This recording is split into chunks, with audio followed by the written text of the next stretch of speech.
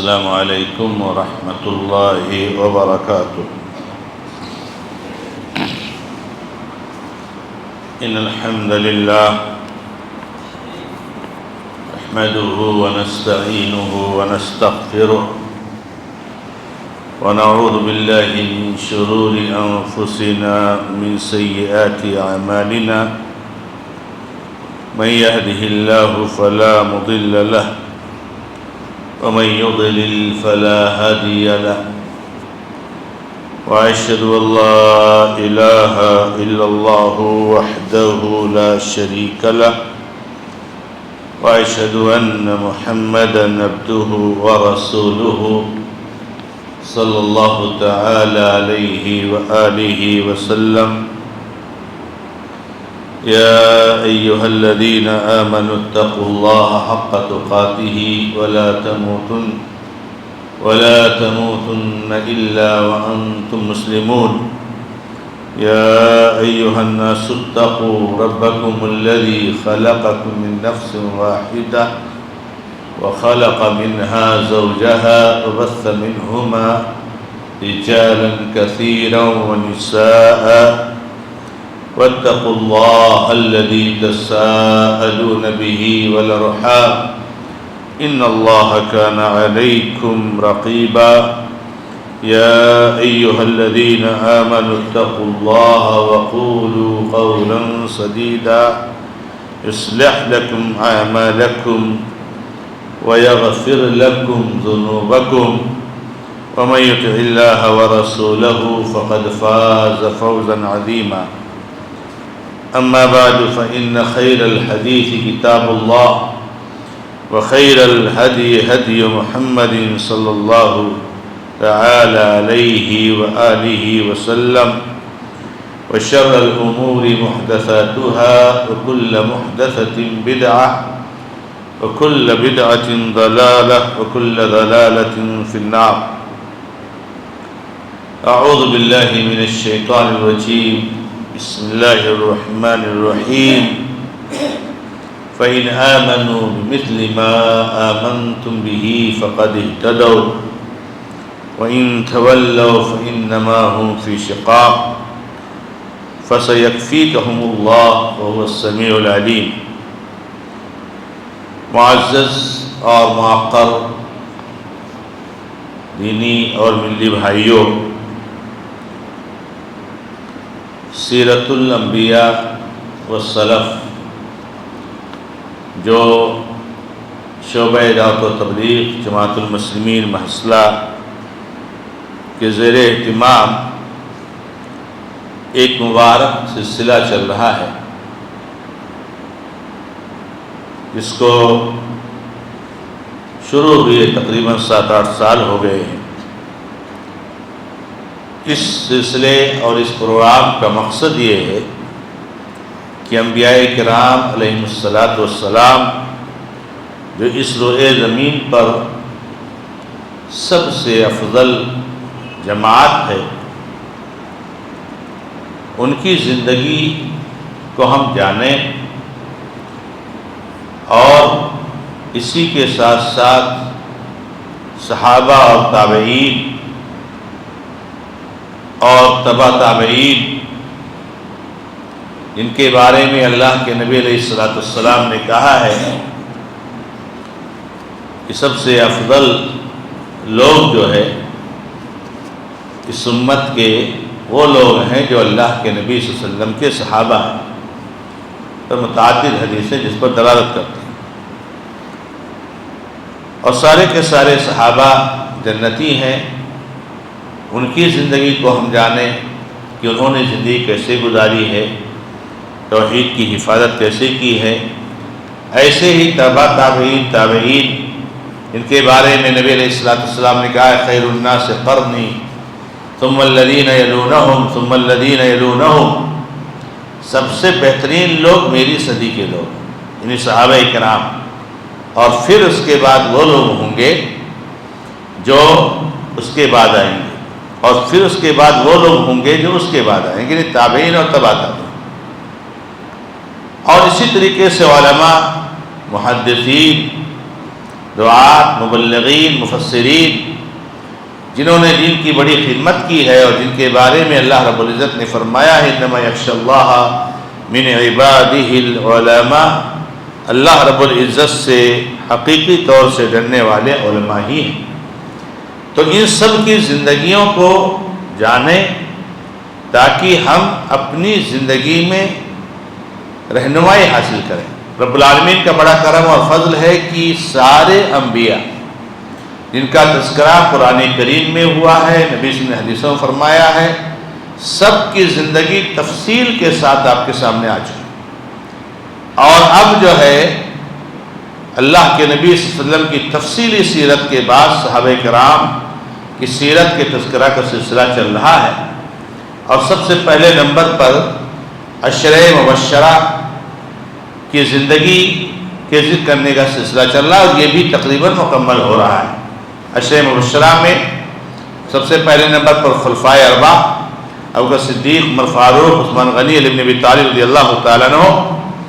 اور اسی طریقے سے بقیہ عشرہ مبشرہ جن کا تذکرہ ہوا۔ آج کے درس میں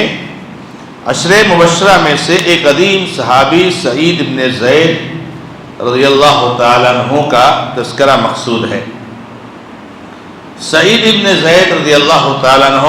یہ بھی عشرہ مبشرہ میں سے ایک ہیں۔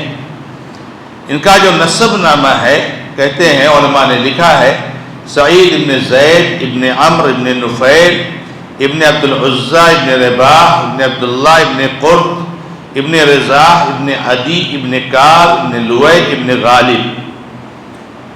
تو یہ ان کا نسب نامہ ہے۔ سعید بن زید رضی اللہ تعالیٰ عنہ بھی قرشی اور اللہ کے نبی صلی اللہ علیہ وسلم کے خاندان سے،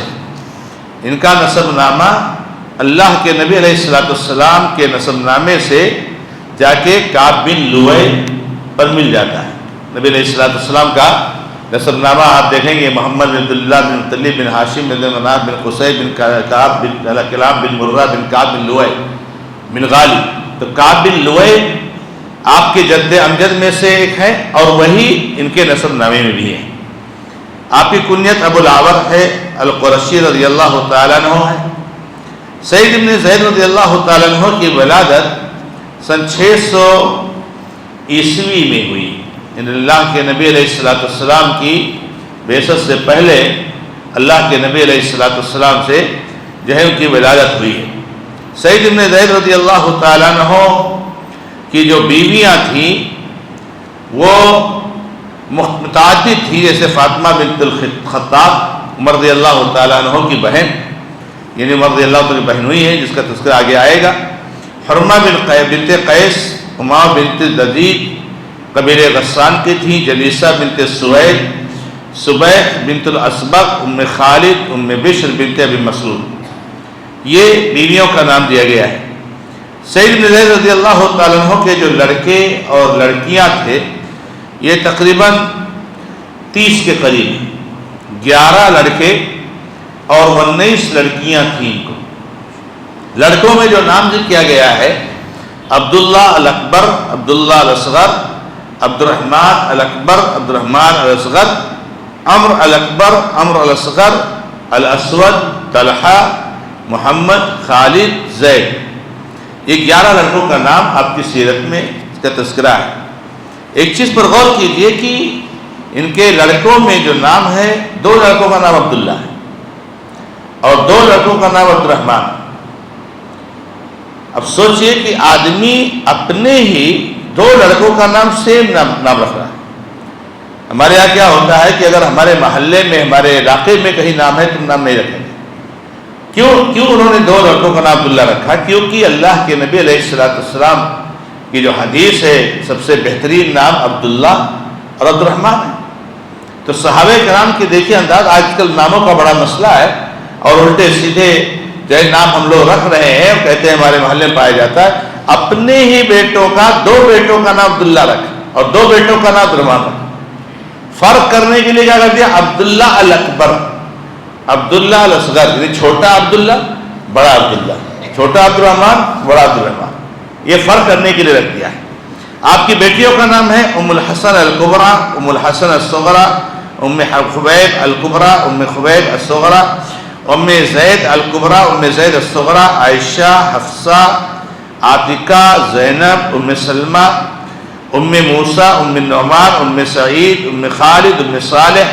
ام عبد الحولہ اور زجلہ، یہ لڑکیوں کا نام ہے۔ یہ 19 لڑکیاں، 19 لڑکیاں اور 11 لڑکے، یعنی 30 کا نام ہے ان کے لڑکے اور لڑکیاں تھے۔ سعید بن زید رضی اللہ تعالیٰ عنہ کے بارے میں جیسے کہ میں نے بتایا، عمر فاروق رضی اللہ تعالیٰ عنہ کے بہنوئی تھی، اور ان کی صغیر بہن فاطمہ بنت الخطاب، عمر بن الخطاب، عمر رضی اللہ تعالیٰ ابا کا نام خطاب تھا، تو فاطمہ رضی اللہ تعالیٰ عنہ جو سعید کی بیوی تھی، یہ عمر رضی اللہ تعالیٰ عنہ کی صغیر بہن تھی۔ اور عجیب دلچسپ وہ ہے کہ عمر رضی اللہ عنہ کی صغیر بہن ان کو دی ہوئی تھی، یعنی سعید رضی اللہ تعالیٰ عنہ کے بہنوئی تھے، اور ان کی بہن عاتقہ، سعید بن زید عاتقہ بنت زید، یعنی سعید کی صغیر بہن عمر رضی اللہ عنہ دی ہوئی تھی، یعنی ان کی بہن ان سے بھی آئی ہوئی تھی اور ان کی بہن اس سے بھی آئی ہوئی تھی عمر رضی اللہ تعالیٰ عنہ سے۔ اللہ کے رسول صلی اللہ علیہ وسلم کے بہت جلیل القدر صحابی ہیں۔ آپ کے والد کے بارے میں تھوڑا سا ہم جانیں کہ والد جو ان کے ہیں زید ابن عمرو، سعید ابن زید ابن عمرو، یہ زمانے جاہلیت میں انتقال کر گئے تھے۔ اللہ کے نبی علیہ السلام جب نبی بنائے گئے تو یہ موجود نہیں تھے۔ زید بن عمرو بن نفیل کے بارے میں آتا ہے کہ زمانے جاہلیت کے ان گنے چنے افراد میں سے ہیں جو علانیہ طور پر بتوں سے براءت کا اظہار کرتے ہیں۔ جیسے ہم لوگوں نے پڑھا ہے کہ جو ہے ان میں ورقہ بن نوفل جو خدیجہ رضی اللہ تعالیٰ عنہ جب نبی صلی اللہ علیہ وسلم پر پہلی وحی نازل ہوئی تھی اور آپ بہت گھبرائے ہوئے تھے، تو وہ جو ہے ورقہ بن نوفل کے پاس لے گئی تھی۔ ورقہ بن نوفل بھی انہی لوگوں میں سے تھے، یعنی کچھ لوگ ایسے تھے کہ گرچہ وہ بت پرستی کے ماحول میں تھے لیکن وہ اس سے بیدار تھے، اور ابراہیم علیہ السلام کا جو توحید کا دین چلا رہا تھا اسی پر ہی قائم تھے۔ انہوں نے کبھی جو ہے کہ نام شرک نہیں کیا۔ چنانچہ زید بن عمرو کے بارے میں، ان کے ابا کے بارے میں آتا ہے کہ بیت اللہ سے ٹیک لگا کر کھڑے ہو جاتے اور قریش کو مخاطب کر کے کہتے، اے قریش کی جماعت، اس ذات کی قسم جس کے قبضے میں زید بن عمرو کی جان ہے، یعنی میری جان ہے، زید بن عمرو کہہ رہے ہیں سعید کے ابا، آج اس روئے زمین پر میرے سوا کوئی بھی ابراہیم علیہ السلام کے دین پر نہیں ہے۔ اے قریش کی جماعت، خبردار زنا سے بچ کے رہو، فَإِنَّهُ يُورِثُ الْفَقْرَ، کیونکہ اس سے فقر آتا ہے، اور پھر وہ ان کی غیر اللہ کے نام پر ذبح ہونے والی بکریوں کے بارے میں کہتے کہ اس بکری یا بھیڑ کو جس کو اللہ تعالیٰ نے پیدا کیا ہے، اس کے لیے آسمانوں سے پانی اتارا ہے، زمین سے اس کے لیے گھاس اگایا ہے، اور یہ بکری وہی کھاتی ہے یا جو ہے پیتی ہے، اور تم لوگ اس کو غیر اللہ کے نام پر ذبح کرتے ہیں، اس کا انکار کرتے تھے، شرک کا انکار کرتے تھے کہ اللہ نے بکری پیدا کیا، اس کا پانی بھی اللہ نے نازل کیا، اس کا گھاس بھی اگایا، وہ سب کھاتی ہے اللہ کا، پیدا کی ہوئی اللہ کی، اور اللہ کے نام پر قربانی کرنے کے بجائے تم نے بتوں کے نام پر ذبح کرتے ہیں۔ کتنے تعجب کی بات ہے۔ ایسے ہی سعید رضی اللہ عنہ ابا کے بارے میں ایک خاص عمل یہ بتایا گیا ہے کہ وہ زمانے جاہلیت میں جو زندہ لڑکیوں کو دفن کرنے کا رواج تھا، لڑکیاں پیدا ہوتی تھی تو زندہ دفن کر دیتے تھے، تو ان کے بارے میں آتا ہے کہ یہ جب کسی گھر پہ لڑکی پیدا ہوتی تھی تو اس گھر پہ جاتے تھے،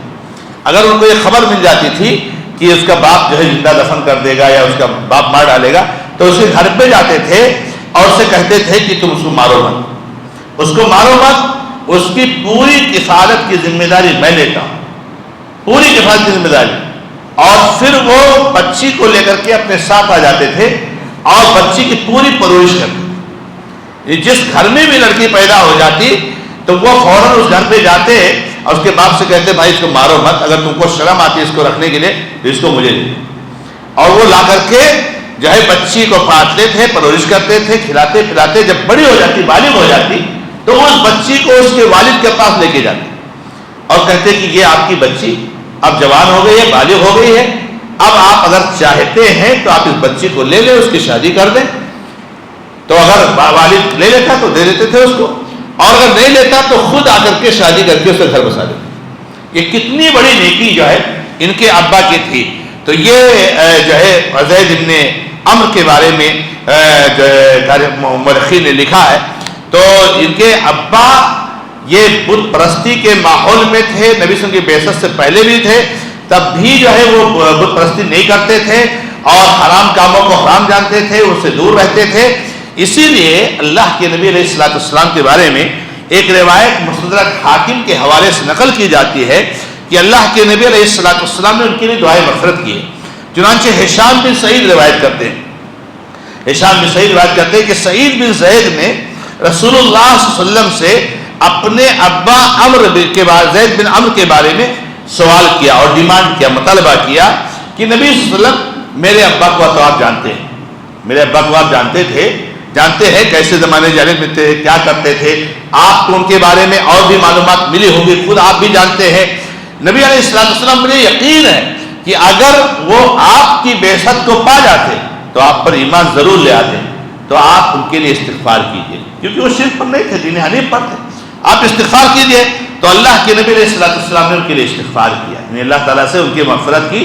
دعا کی۔ یہ اس بات کی دلیل ہے کہ وہ توحید پر مرے، اسلام پر مرے، شرک پر نہیں مرے ہیں، کیونکہ اور پھر نبی صلی اللہ علیہ وسلم نے کہا کہ یہ قیامت کے دن انشاءاللہ ایک امت بن کر کے آئیں گے۔ تو سعید ابن زید، سعید کے ابا زید ابن عمرو، یہ بہت نیک انسان تھے اور ان کی بڑی خدمات ہیں۔ جیسے کہ میں نے سعید ابن زید کے بارے میں بتایا ہے کہ ان کی بیوی فاطمہ بنت خطاب تھی، عمر رضی اللہ تعالیٰ ان کی بہن تھی، ان کی کنیت ام جمیل تھی، بہت ذہین اور چند گنی چنی خواتین میں سے تھی جو مکہ میں لکھنا پڑھنا جانتی تھی۔ مکہ میں یا عرب میں اس وقت لکھنے پڑھنے والے لوگ نہیں پائے جاتے تھے، اسی لیے نبی صلی اللہ علیہ وسلم ہم لوگ امی امت ہیں، یعنی پڑھنے والے نہیں ہیں، ہم لوگ یہاں لکھنا پڑھنا نہیں جانتے۔ عرب کے لوگ جو ہے یہاں لکھنا پڑھنا نہیں جانتے تھے، ان میں سے کچھ جو ہے لکھنا پڑھنا جانتے تھے۔ تو ان میں سے ایک جو ہے ان کی بیوی جو عمر رضی اللہ عنہ کی بہن ہے، فاطمہ رضی اللہ تعالیٰ عنہا ہے، اور فاطمہ رضی اللہ تعالیٰ عنہا اور اسی طریقے سے ان کے شوہر زید بن عمرو، سعید بن زید، یہ جو ہے ان کا ایک واقعہ جو مشہور ہے، جو ہم لوگ بچپن میں پڑھتے رہے ہیں، عمر رضی اللہ تعالیٰ عنہ کے اسلام لانے کا واقعہ ہے کہ عمر رضی اللہ تعالیٰ ایک دن بہت غصے میں آ گئے اور تلوار اٹھایا اور کہا جا رہا ہوں اور مکہ سے اس آدمی خاتمہ کر دوں گا جس کی وجہ سے مکہ میں پورا بوال مچا ہوا ہے، اور تلوار لے کر کے نکلے۔ اور پھر راستے میں نعیم بن عبداللہ ملے اور نعیم بن عبداللہ نے پوچھا کہ عمر کہاں جا رہے ہو اتنے تیش میں، اتنے جوش میں؟ کہا جا رہا ہوں محمد کا خاتمہ کرنے کے لیے، مصیبت کھڑی ہوئی ہے، پورا مکہ میں جو ہے کیا نام ہے فساد نعوذ باللہ ان کے حساب سے مچا ہوا ہے۔ تو کہا رہے کہاں محمد کے پاس جا رہے ہو، جاؤ پہلے اپنے بہن اور بہنوئی کی خبر دو۔ یہ بہن بہنوئی یہی تھی، سعید بن زید اور ان کی بیوی فاطمہ رضی اللہ تعالیٰ، عمر رضی اللہ تعالیٰ کی بہن فاطمہ بنت خطاب تھی، ان کے شوہر یہ وہی سعید بن زید جو عشرہ مبشرہ میں کو ہم پڑھ رہے ہیں۔ تو پھر وہاں پر گئے اور وہاں پر گھر پہ خباب بن عرب رضی اللہ تعالیٰ تھے، لیکن جب وہاں پر گئے اور دروازے پہ پہنچے تو کچھ ان کو آواز آئی، تو بہت تیش میں گئے، کہا کیا پڑھ رہے تم؟ تو بہرحال مطلب آپ لوگ پڑھیں اس کو واقعہ تفصیل سے، تو جا کر کے اپنی بہنوئی کو بہت مارنا پیٹنا شروع کر دیا، اور پھر بہن نے ان کو بچایا اور پھر بہن کو بھی مارا، اور پھر اس کے بعد جو ہے آخر میں وہ ٹھنڈے ہو گئے اور وہ کہا کہ اچھا ٹھیک ہے، وہ جو پڑھ رہی تھی لاؤ مجھے سناؤ کچھ، اور پھر جو ہے قرآن کو سنایا گیا تو ان کا دل اور نرم ہو گیا، اور پھر کہا کہ نبی صلی اللہ علیہ وسلم کے پاس مجھے لے کر کے چلو، اور جا کے نبی صلی اللہ علیہ وسلم کے پاس اسلام قبول کر لیا۔ تو یہ سعید بن زید یہی ہے جو عمر رضی اللہ تعالیٰ بہنوئی ہے، اور فاطمہ یہی ہے جو عمر رضی اللہ تعالیٰ عنہ کی بہن ہے۔ سعید بن زید رضی اللہ تعالیٰ کے بارے میں یہ بھی آتا ہے کہ جب یہ اسلام قبول کیے تھے، جب اللہ کے نبی علیہ السلام کی بعثت ہوئی اور 13 لوگوں کے بعد اسلام قبول، یعنی 14ویں مسلمان سعید ابن زید رضی اللہ تعالیٰ عنہ جب اسلام پھیلا، تو عمر رضی اللہ تعالیٰ عنہ جو یہ سعید بن زید اسلام قبول کیے تو عمر رضی اللہ تعالیٰ عنہ ان کو اسلام لانے کی وجہ بہت مارتے تھے اور بہت سزا دیتے تھے، یہاں تک کہ ان کو زنجیروں میں باندھ کر کے ان کو جو ہے کیا سزا دیتے تھے اور جو ہے اس طریقے سے ان کو تکلیف دیتے تھے۔ لیکن بہرحال ایک وقت ایسا آیا کہ سعید بن زید رضی اللہ تعالیٰ عنہ کی وجہ سے عمر رضی اللہ تعالیٰ خود مسلمان ہو گئے۔ تو یہ سعید بن زید رضی اللہ تعالیٰ عنہ کی تھوڑی سی مختصر جو ہے کیا نام ہے حالت ہے ان کے اسلام لانے کا۔ اور اس طریقے سے سعید بن زید رضی اللہ تعالیٰ عنہ کے بارے میں خاصیت یہ ہے کہ یہ اپنی اہلیہ کے ساتھ ہجرت کر کے مدینہ آئے. مدینہ جب ہجرت کر کے آئے تو اپنی بیوی کے ساتھ، فاطمہ رضی اللہ تعالیٰ عنہ کے ساتھ، تو رفاعہ بن عبد المنذر کے مہمان بنے، اور وہاں پر جو ملاقات ہوئی تھی اور مہاجرین کو انصار نے جو اپنے گھروں میں سنبھالا تھا، تو یہ رفاعہ بن عبد المنذر کے گھر پہ رہے. سعید بن زید رضی اللہ تعالیٰ عنہ غزوہ بدر کے علاوہ کسی غزوے سے پیچھے نہیں رہے. ہمیشہ احد ہے، خندق ہے، اور جتنے غزوات ہیں سب میں اللہ کے نبی علیہ السلام کے ساتھ رہے. غزوہ بدر میں کیا ہوا تھا کہ غزوہ بدر میں موجود تھے، مسلمان ہو چکے تھے وہ. تو غزوہ بدر میں جب قافلے کے بارے میں نبی صلی اللہ علیہ وسلم کو پتہ چلا کہ ابو سفیان قافلہ لے کر کے آئے ہیں، تجارتی قافلہ، تو اللہ کے نبی علیہ السلام نے سعید بن زید اور طلحہ بن عبید اللہ میں سے سعید بن زید بھی ہیں، سعید دونوں کو نبی صلی اللہ علیہ وسلم نے اس قافلے کا حال معلوم کرنے کے لیے شمال کی جانب روانہ فرمایا، یعنی اتر کی طرف. جو ہے نبی صلی اللہ علیہ وسلم نے ان کو بھیجا کہ جاؤ دیکھو ابو سفیان جو قافلہ لے کر کے آئے ہیں تو کہاں جا رہا ہے اور کہاں رک رہا ہے، کیا پلان ہے ان کا، یہ بھیجنے کے لیے خبر لینے کے لیے جو ہے نبی سے بھیجا. یہ دونوں مقام حورا تک تشریف لے گئے، مدینہ سے نکلے اور شمال کی طرف گئے اور مقام حورا تک تشریف لے گئے، اور پھر وہاں پر جو ہے کیا نام ہے وہ رکے، وہاں ٹھہرے رہے. اور ابو سفیان کے قافلے کے بارے میں ان کو معلومات ملی. جب ڈیٹیل ان کو معلوم ہو گیا تو یہ لوگ جو ہے مقام حورا سے پھر مدینہ کی طرف واپس ہوئے. اور مدینہ کی طرف واپس آنے یعنی مدینہ پہنچنے سے پہلے نبی صلی اللہ علیہ وسلم کو قافلے کے بارے میں علم ہو چکا تھا. قافلے کے بارے میں علم، کیونکہ ان لوگوں کو بھی بھیجا تھا اور دوسرے لوگوں کو بھی بھیجا تھا، کئی صحابہ کو بھیجا تھا، ہر طرف بھیجا تھا، بھائی شمال میں بھی، جنوب میں بھی، اور مشرق میں بھی اور مغرب میں بھی. تو نبی علیہ السلام نے کئی لوگوں کو بھیجا تھا. تو ان لوگوں کے آنے سے پہلے نبی صلی اللہ علیہ وسلم کو قافلے کا علم ہو گیا تھا، اور اچانک آپ نے لوگوں کو نکلنے کا حکم دے دیا تھا کہ چونکہ قافلے کے بعد معلومات ہو گئی تھی اور ہم کو چلنا ہے اور قافلے کا جائے پیچھا کرنا ہے، تو فوراً کیا نام ہے بدر کے لیے صحابہ کرام نکل گئے. تو یہ لوگ جب مدینہ پہنچے تو قافلہ جو ہے بدر کے لیے نکل چکا تھا. مدینہ میں نبی صلی اللہ علیہ وسلم نہیں تھے اور صحابہ کرام بھی نہیں تھے. تو یہ لوگ فوراً مدینہ آئے اور مدینہ سے پھر بدر کے لیے روانہ ہوئے. لیکن بدر کے لیے جب پہنچے وہاں پر روانہ ہوئے تو پتہ چلا کہ نبی صلی اللہ علیہ وسلم بدر کا غزوہ ہو چکا ہے اور جنگ ہو چکی ہے اور فاتح ہو چکے، نبی صلی اللہ علیہ وسلم پر تشریف لا رہے ہیں. تو راستے میں اللہ کے نبی علیہ السلام سے ملاقات ہوئی. تو اس طرح سے یہ غزوہ بدر میں شریک نہیں رہے، لیکن ایک طرح سے شریک بھی رہے، کیونکہ وہی چل رہی تھی. قافلہ کا حال معلوم کرنے کے لیے بھیجا تھا، حال لے کر کے آئے، نبی صلی اللہ علیہ وسلم کو مدینہ نہیں پایا تو پھر بدر کی طرف گئے، اور جب بدر کی طرف گئے تو غزوہ ہو چکا تھا، نبی صلی اللہ علیہ وسلم واپس ہو چکے تھے. اسی لیے اللہ کے نبی علیہ السلام نے سعید بن زید اور طلحہ بن عبید اللہ دونوں کو بدری صحابہ میں شمار فرمایا ہے. اور مال غنیمت جو ملی تھی نبی علیہ السلام کو،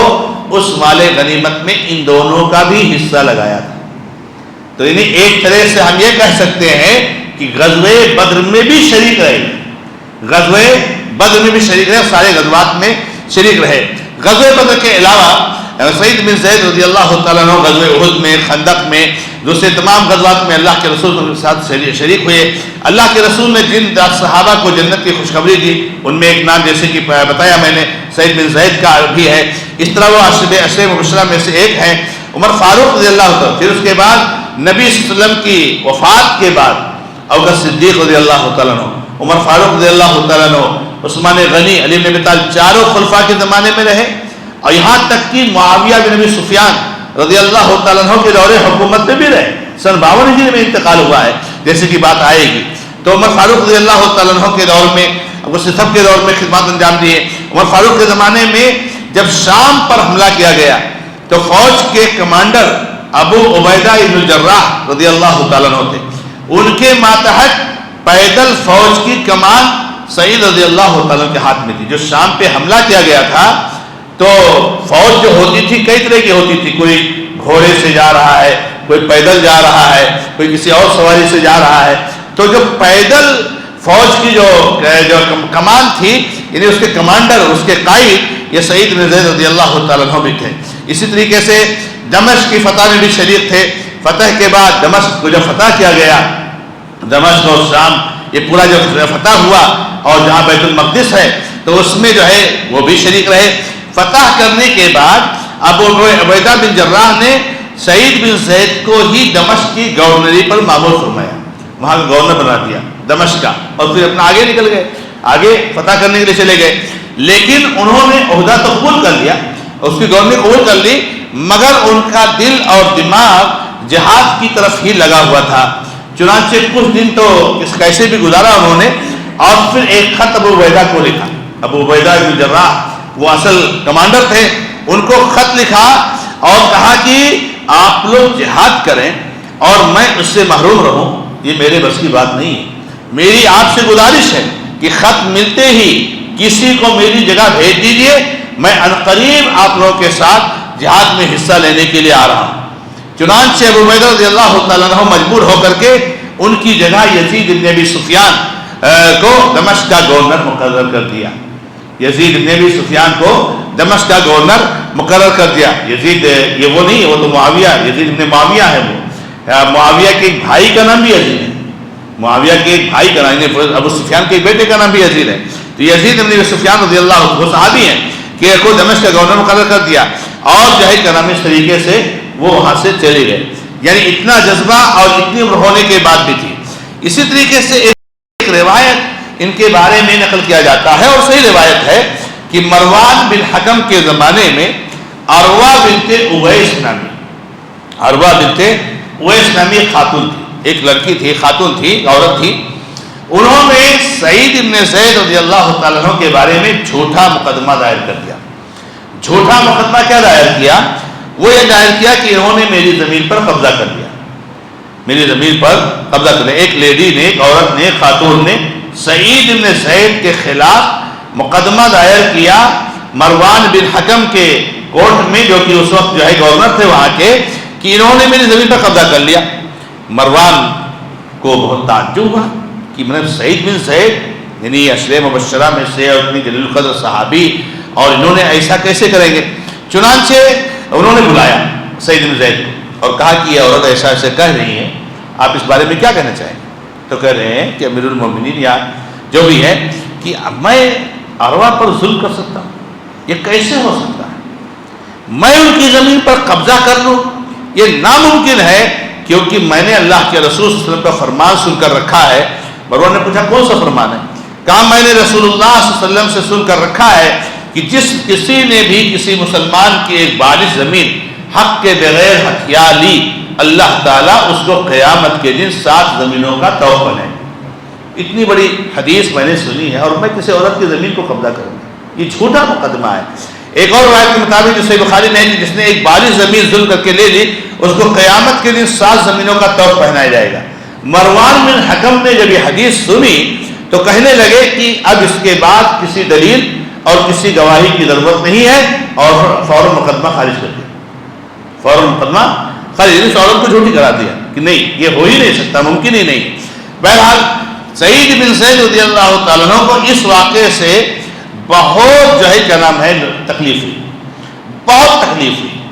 اور ایک بشری تقاضے کے تحت ان کے دل پر جو چوٹ پڑی، اس عورت نے سعید جیسے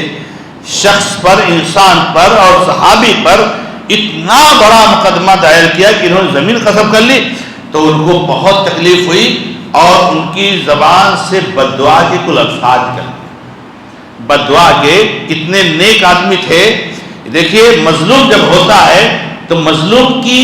آہ کبھی کبھار نہ چاہتے ہوئے بھی نکل جاتی، جب کوئی بہت ظلم کرتا ہے تو کبھی آہ نکل جاتی۔ مظلوم کی آہ سے ہمیشہ بچنا چاہیے، ہمیشہ بچنا چاہیے، اس لیے کہ اس کی جو کراہ نکلے گی نا، وہی آپ کو برباد کرنے کے لیے کافی ہے۔ اسی لیے نبی علیہ السلام نے کہا واتقی دعوۃ المظلوم فإنہ لیس بینہ وبین اللہ حجاب، مظلوم کی آہ اور مظلوم کی کراہ سے ہمیشہ بچنا، اس کی جو آواز جو سسکنے کی اور جو چیخنے کی اور جو تکلیف محسوس کرنے نکلتی ہے، اس کے اور اللہ کے بیچ میں کوئی پردہ نہیں ہوتا ہے، کوئی حجاب نہیں ہوتا۔ چنانچہ ان کی زبان سے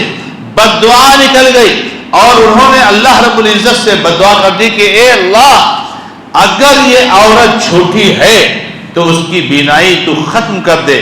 اور اس کے کنویں کو اس کی قبر بنا دے، تاکہ مسلمانوں کو بھی یقین ہو جائے کہ میں نے اس پر ظلم نہیں کیا۔ یہ بہت بڑی چیز تھی نا، ایک صحابی پر اتنا بڑا الزام لگنا، یہ صحابہ کے اعتماد کو ٹھیس پہنچانے والا ہے نا، بعد کے لوگ کیا سوچیں گے؟ تو ان کی زبان سے بددعا کے کلمات نکلے کہ یا اللہ اس کو اندھا کر دے اور اس کو اس کے گھر میں کوئی کنواں تھا اس کو کنویں کو ہی اس کی قبر بنا دے۔ چنانچہ مورخین نے لکھا ہے کہ کچھ ہی دن گزرے تھے کہ یہ عورت اندھی ہو گئی اور تھوڑے عرصے کے بعد یہ اپنے گھر کے کنویں میں گر گئی اور وہی کنواں اس کی قبر بنا۔ یہ ان کی بددعا اور یہ واقعہ ان کی سیرت میں جو ہے لکھا جاتا ہے۔ تو کہنے کا مطلب یہ ہے میرے بھائیوں کہ سعید بن زید رضی اللہ تعالیٰ عنہ یہ بہت نیک اور بہت جلیل القدر صحابی ہیں اور بہت جو ہے کیا نام ہے اللہ والے ہیں۔ اللہ کے نبی علیہ السلام نے جو ہے کہا ہے کہ اللہ تعالیٰ کے بندے ایسے ہوتے ہیں نا کہ اگر وہ اللہ پر کوئی قسم کھا لے تو اللہ تعالیٰ کی قسم کو پوری کر دیتے ہیں، ان کی زبان سے جو باتیں نکلتی ہے اللہ اس کو پوری کر دیتے ہیں۔ چنانچہ بہرحال وہ عورت نہ اندھی ہو گئی اور جو ہے کیا نام ہے اپنے گھر میں کے کنویں میں گر کر کے مر گئی۔ ایک دن سعید بن زید رضی اللہ تعالیٰ عنہ کے بارے میں آتا ہے کہ ایک دن ایک آدمی کو دیکھا کہ وہ صحابہ کرام کو برا بھلا کہہ رہا تھا۔ صحابہ کرام میں سے کچھ صحابہ کو اور خاص طور سے ابو صدیق عمر فاروق وغیرہ کو جو ہے رافضی ٹائپ کے لوگ تھے، کوفی رافضی شیعہ اس ٹائپ کے لوگ تھے، یہ برا بھلا کہتے تھے۔ ان کا چہرہ غصہ سے سرخ ہو گیا، فرمانے لگے میں گواہی دیتا ہوں کہ اس بات کو میرے کانوں نے سنا ہے اور میرے دل و دماغ میں ثبت ہو گئی ہے، میں جھوٹا راوی نہیں ہوں کہ اللہ کے رسول صلی اللہ علیہ وسلم سے جھوٹی بات بیان کروں۔ اللہ کے رسول صلی اللہ علیہ وسلم نے ارشاد فرمایا ہے 10 لوگ جنت میں ہیں، 10 لوگ جنت میں ہیں۔ تم لوگ ابو بکر صدیق کو برا بھلا کہتے ہو، تم لوگ فاروق کو برا بھلا کہتے ہو، افسوس کی بات ہے۔ اگر ابو بکر صدیق اور فاروق اور عثمان غنی اور یہ صحابہ کرام اگر مومن نہیں ہے تو پھر کون مومن ہوگا؟ پھر ایمان کون ہے؟ کہا 10 لوگ جنت میں ہیں، ابو بکر جنت میں، عمر جنت میں، عثمان جنت میں، علی جنت میں، طلحہ جنت میں، زبیر جنت میں، عبد الرحمن بن عوف جنت میں، سعد بن ابی وقاص جنت میں، ابو عبیدہ بن جراح جنت میں۔ ان 9 لوگوں کا نام گنایا اور پھر کہتے اگر تم چاہو تو میں 10ویں کا بھی نام لے لوں۔ لوگ ان کے پیچھے پڑ گئے کہ اللہ کا واسطہ دیتے ہیں کہ آپ 10واں صحابی کا نام بھی بتائیے، چونکہ وہ 10واں ان کا نام تھا۔ اب وہ اپنا نام نہیں لینا چاہتے تھے، صحابہ اپنے آپ کو چھپاتے تھے، لیکن علم پہنچانا بھی ضروری ہے، بتانا بھی ضروری ہے۔ تو لوگ جو ہے کیا نام ہے کہنے لگے کہ آپ ضرور 10واں نام بتائیے، تو انہوں نے کہا کہ اللہ کی قسم 10واں جو ہے میں ہوں۔ پھر فرمایا اللہ کی قسم اللہ کے رسول صلی اللہ علیہ وسلم کے ساتھ کسی شخص نے کسی جنگ میں حصہ لیا یا حاضر ہوا اور اس کا چہرہ غبار آلود ہو گیا تو اس کا یہ عمل تمہارے ایک شخص کی ساری زندگی سے افضل۔ بہت سے لوگ اپنی کچھ چھوٹی موٹی نیکیوں کو دیکھتے ہیں تو میں بہت نیکی کرتا ہوں، صحابہ کہاں اتنی نیکی کرتے تھے؟ یہ کہہ رہے ہیں سعید بن زید رضی اللہ تعالیٰ عنہ کہ انہوں نے نبی صلی اللہ علیہ وسلم کے ساتھ اگر کسی سفر میں کسی غزوہ میں شرکت کی اور جو دھول ان کے چہرے پر اڑ کر پڑا وہ دھول تمہاری زندگی کے پورے عمل سے بہتر ہے۔ تم کیا صحابہ کا مقابلہ کرو گے؟ تم کیا صحابہ پر زبان کھولو گے؟ تم کیا صحابہ کرام کے تعلق سے کچھ بات کر سکتے ہو؟ تمہاری حیثیت کیا ہے؟ تمہاری ویلو کیا ہے؟ یہ آج کے خبیث روافض شیعہ یہ جو ہے کیا نام ہے اور اس کے جو ہے کیا نام ہے ہماری معالی جتنے ہیں یہ صحابہ کرام کو دھڑلے کے ساتھ کس طریقے سے صف اول کے صحابہ کرام کو لعن طعن کرتے ہیں، نعوذ باللہ۔ تو یہ کہتے ہیں کہ جو ہے کیا نام ہے تمہارا ان کے چہرے پر غبار پڑنا یہ تمہاری زندگی بھر کے عمل سے افضل ہے، خواہ اس کی عمل سیدنا نوح علیہ السلام کی عمر کے برابر ہو۔ 950 سال تک انہوں نے دعوت دی اور اس کے بعد ان کی جو زندگی رہی اس سے پہلے کی تو 1000 سال کی عمر نوح علیہ السلام کو ملی، اگر 1000 سال بھی اگر کرو گے عبادت نہ تو جو ہے کیا نام ہے ان کے چہرے پر جو دھول پڑی ہے اللہ کے نبی صلی اللہ علیہ وسلم کے ساتھ سفر کرتے ہوئے غزوہ میں شرکت کرتے ہوئے اس کے برابر بھی تمہارا کوئی عمل نہیں پہنچے گا۔ تو یہ سعید بن زید رضی اللہ تعالیٰ عنہ کے بارے میں ہے۔ بہرحال سعید بن زید رضی اللہ تعالیٰ عنہ کی عمر 70 برس کی تھی، 70 سال کی تھی۔ آپ یہ کہ مدینہ سے کچھ کلومیٹر دور عقیق کے مقام پر، عقیق ایک مقام کا نام ہے، جگہ کا نام ہے، آج بھی اسی نام سے موجود ہے، سن 52 ہجری میں سعید رضی اللہ تعالیٰ عنہ کی وفات ہوئی، اور سیدنا سعد بن ابی وقاص رضی اللہ تعالیٰ عنہ نے، جو خود بھی ایک عشرہ مبشرہ میں سے ہیں، انہوں نے انہیں غسل دیا، ان کی تجہیز اور تکفین کی، اور انہیں مدینہ لا کر کے مدینہ کے قبرستان میں دفن کیا گیا۔ سعید بن زید رضی اللہ تعالیٰ عنہ کو اس طریقے سے دفن کیا گیا، اور ان کی قبر میں سیدنا سعد بن ابی وقاص رضی اللہ تعالیٰ عنہ اور سعد عبداللہ بن عمر رضی اللہ تعالیٰ عنہ، یہ دونوں صحابہ اترے اور انہیں جو ہے کیا نام ہے پوری تجہیز اور تکفین کا عمل انجام دیا ہے۔ ان کے بارے میں ایک چیز یہ بھی نقل کی جاتی ہے کہ امہات المومنین میں سے، اللہ کے نبی صلی اللہ علیہ وسلم کے ازواج مطہرات میں سے کسی ام المومنین کا انتقال ہو گیا تھا۔ وہ ام المومنین نے باقاعدہ نام کے ساتھ وصیت انہوں نے کی تھی کہ میری نماز جنازہ سعید بن زید پڑھائیں گے، سعید بن زید پڑھائیں گے۔ چنانچہ اس وقت جو حاکم تھے مروان بن حکم، وہ جو ہے کیا نام ہے انہوں نے باقاعدہ ان کو نماز جنازہ پڑھانے دیا، اور اس طریقے سے جو ہے پتہ چلتا ہے کہ سعید بن زید رضی اللہ تعالیٰ عنہ کی کتنی فضیلت اور کتنی اہمیت تھی۔ تو یہ عشرہ مبشرہ میں سے ایک صحابی ہیں سعید بن زید رضی اللہ تعالیٰ عنہ۔ ان کی زندگی کے کچھ جو ہے جھلکیں ہیں، جس سے ہمیں اور آپ کو یہ پتہ چلتا ہے کہ بہرحال توحید کو اختیار کرنے کے لیے بہت کچھ تکلیفیں جھیلنی پڑتی ہیں۔ عمر رضی اللہ عنہ ان کو تکلیف دیتے تھے، اور پھر جو اسلام لانے کے موقع پر ان کی پٹائی اور مار پیٹ کی عمر رضی اللہ تعالیٰ عنہ نے، اور پھر یہ بھی ہمیں درس ملتا ہے کہ آدمی کب ہدایت پا جائے نہیں پتا۔ آپ کو کوئی گالی دیتے ہی ہدایت پا سکتا ہے، اللہ تعالیٰ اس کو توفیق دے دے۔ اس لیے انسان کو کبھی ہمت نہیں ہارنا چاہیے، اور ہدایت کے راستوں کو بیان کرنے سے کبھی جو ہے کترانا نہیں چاہیے، اور کبھی لوگوں کی جو طرف سے جو تکلیفیں آ رہی ہیں اس سے جو ہے کیا نام ہے مایوس ہو کر کے اور اس کام کو چھوڑنا نہیں چاہیے۔ اللہ رب العزت سے دعا ہے کہ رب العالمین ہمیں اور آپ کو سب کو صحابہ کرام کے نقش قدم پر چلنے کی توفیق عطا فرمائے، جن صحابہ کے بارے میں اللہ تعالیٰ نے فرمایا ہے کہ اگر یہ صحابہ کی طرح ایمان لے آئے تو یہ ایمان یافتہ ہے، اور اگر یہ اختلاف کرتے ہیں تو بہت دور کے اختلاف میں ہے، اللہ ان کے لیے کافی ہے۔ تو بہرحال اللہ تعالیٰ ہمیں ان کے نقش قدم پر چلنے کی توفیق عطا فرمائے، اور اللہ تعالیٰ ہماری غلطیوں کو معاف فرمائے۔ هذا ما عندي والله تعالى اعلم، والحمد لله رب العالمين، وصلى الله على محمد وسلم تسليما كثيرا، والسلام عليكم ورحمة الله وبركاته۔